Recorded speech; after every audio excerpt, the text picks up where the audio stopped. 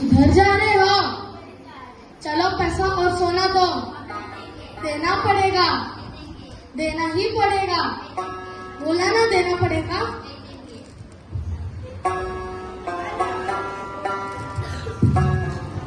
मालिया एक आदमी को मारता है और दूसरा इंसान घबरा कर पैसे दे देता है।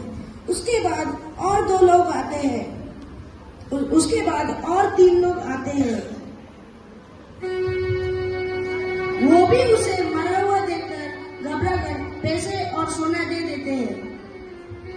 उसके बाद नारद मुनि उस जंगल से गुजर ही रहे थे।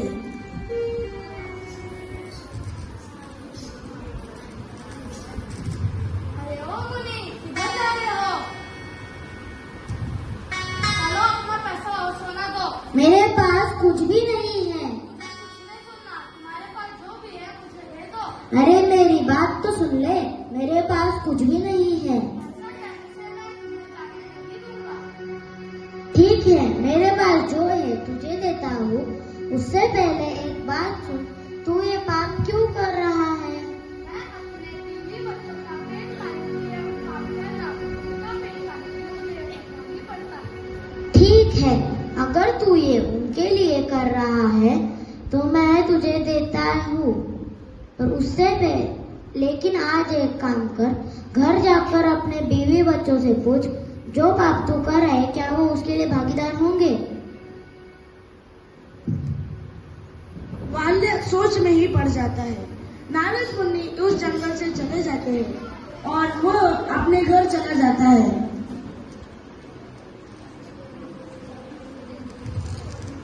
क्या आपको पता है मैं अपना घर कैसे चलाता हूँ? मैं दूसरे लोगों को मार के उनसे सोना और पैसा लूट के अपना घर चलाता हूँ। तो जो पाप मुझे लगेगा, क्या उसके भागीदार आप होगे?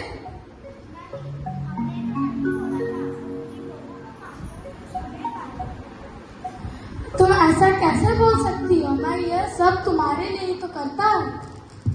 लेकिन ऐसे कुकर्म करके हमने तो नहीं कहा था आपको हमारा पेट पालने। हम आपके पाप के भागीदार नहीं होंगे। आप लोगों को मारकर और परेशान करके पैसे कमाते हो, तो इसका पाप आप ही भुगतो। वाल्य ये सुनते ही वाल्य को बुरा लगता है और वो इस बारे में सोचते ही रहता है। इतने सालों तक मैंने निरपराध लोगों को मारा, उनसे पैसा और सोना लूटा और उनकी जिंदगी खराब की। और जिनके लिए मैं ये सब करता हूँ वो तो इसका पाप स्वीकार ही नहीं कर रहे। क्या सच में मैं गलत था? नारद मुनि सही ही कहते थे। मुझे एक बार उनसे जाके बात कर लेनी चाहिए। दूसरे दिन वाल्य कोली नारद मुनि के पास चले जाते हैं।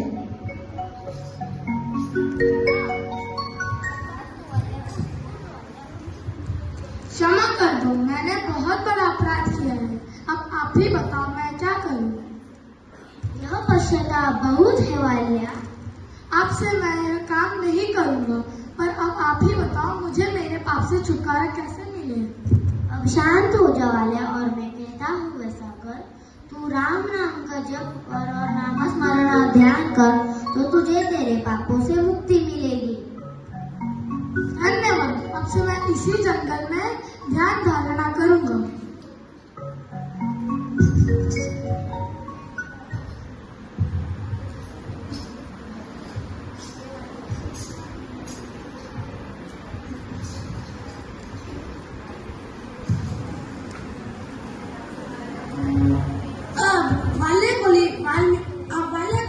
वाल्मीकि ऋषि बने। फिर उन्होंने आश्रम चलाना शुरू किया।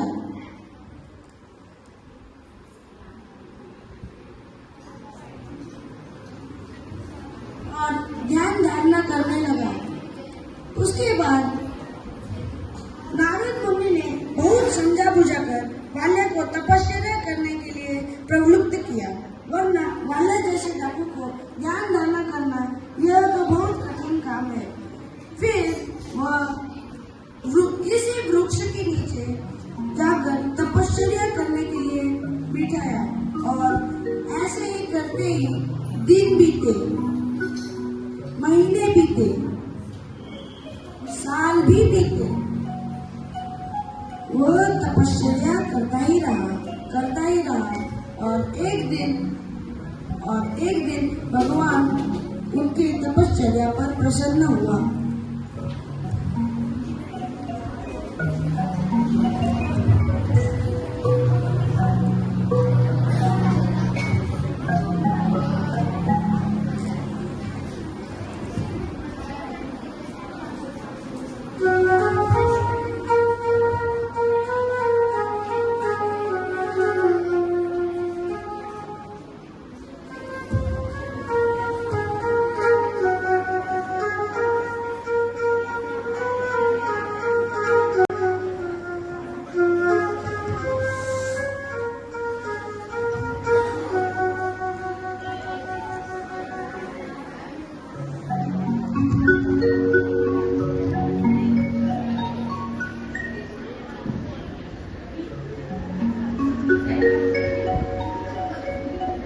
फिर उन्होंने उठ जाओ बालक,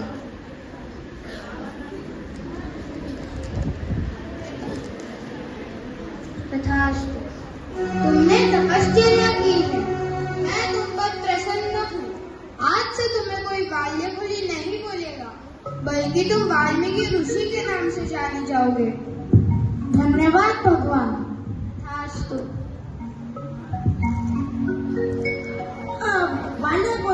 वाल्मीकि ऋषि बने। फिर उन्होंने आश्रम चलाना शुरू किया।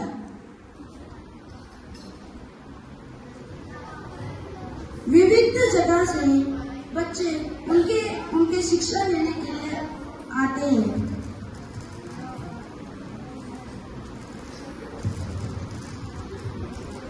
और श्लोक की रचना करने लगे।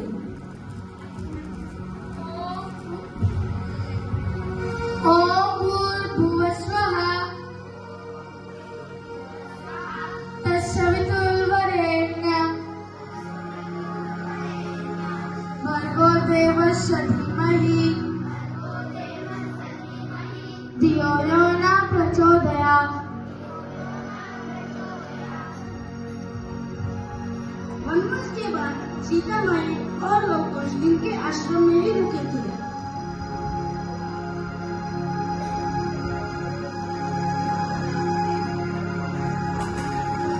लवकुश की शिक्षा देखकर वह उनके गुरु बने और रामायण के रचनाकारक कहकर प्रख्यात हुए और उन्हें आद्य कवि कहा गया।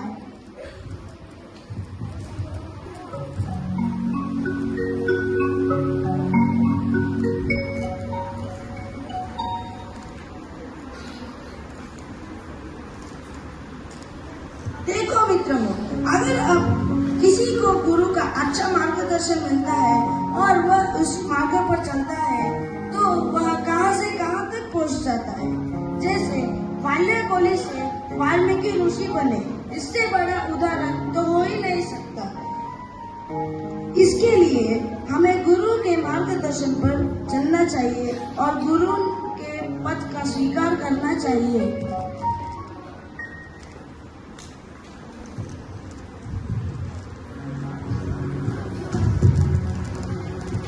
Guru give us way of a life. Guru give us Way of a knowledge. Guru give us Way of a village. Value. Guru give us Way of a heart. Guru give us। Way of a vision. अब हम श्लोक बोलने वाले हैं।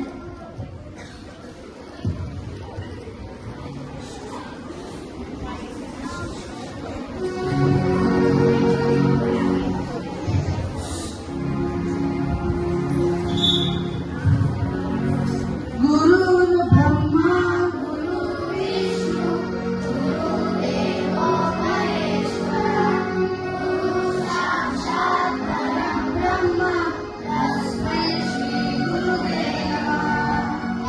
धन्यवाद।